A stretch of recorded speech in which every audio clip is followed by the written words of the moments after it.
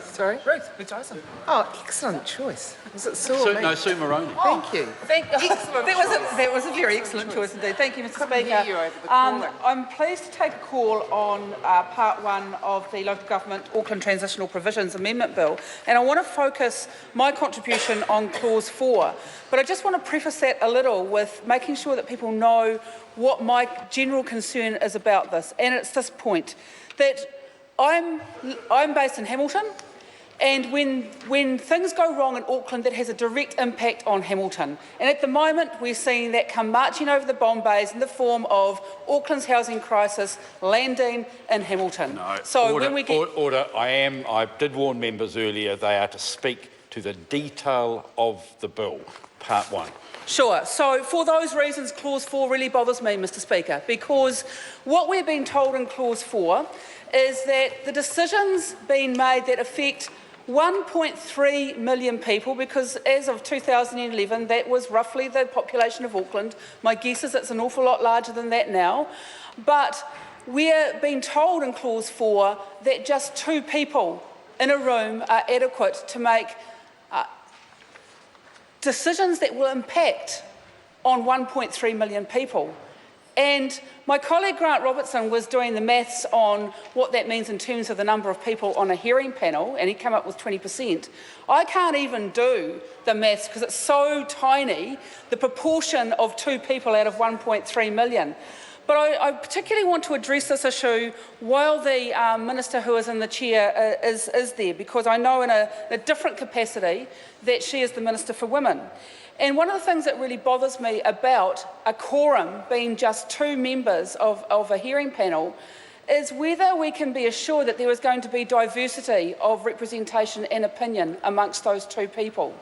If that is all a quorum requires, then where is the diversity of opinion? Now, some people might be listening to this debate and think, look, these are environmental hearings by and large. What on earth has that got to do with gender representation? Well, here's the point, Mr. Speaker, that what all the research and evidence tells us is that we get this right when we have diversity of opinion in the room.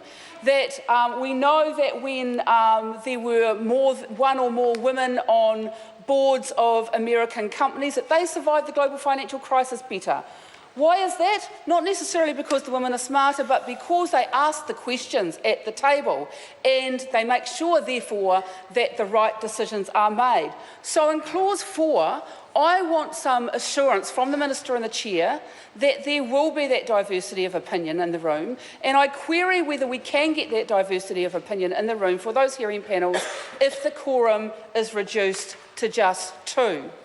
The other question I would like answered, because this legislation, and it's very, very bad form, but it's been done retrospectively, and I want to know whether this has been done retrospectively because, in fact, have there been hearings held by the Auckland Council where they have failed to be able to get a quorum of 3? Because if that is the reason why we are doing this, then I think that brings in to some serious question the amount of scrutiny, the legality of decisions that have been made in the past, if the reason for this change is that they have struggled to get 3 people in the room at any given time. Mr. Chair, I am pleased to see that they are increasing the possible number of appointed hearing panel members in Part 1 from 7 to 10, and that excludes the chairperson. And I'll come back to my original point, because I think when you increase the pool of people who can participate in these hearings, who have the expertise to participate in these hearings, then when we increase the pool, we increase the opportunity to get diversity of opinion in the room. And again, I will reiterate that that is important, because when we get people, I think my colleague Grant Robertson described it as a collusion rather than a quorum, when we get people who are of the same mind, then we stop questioning the outcome. And that, in my view, leads to poor decision making. And that leads to the sort of poor decision making that has ended up not only impacting on Auckland and the 1.3 million people there and the ratepayer base there, but as I said at the outset, it is now impacting on the city that I live in, down the road, because when they get it wrong in Auckland, that ends up being a problem for Hamilton. Actually, as many other speakers have said, that ends up being a problem for New Zealand. So why are we And without a select committee process, we haven't heard why are we reducing that.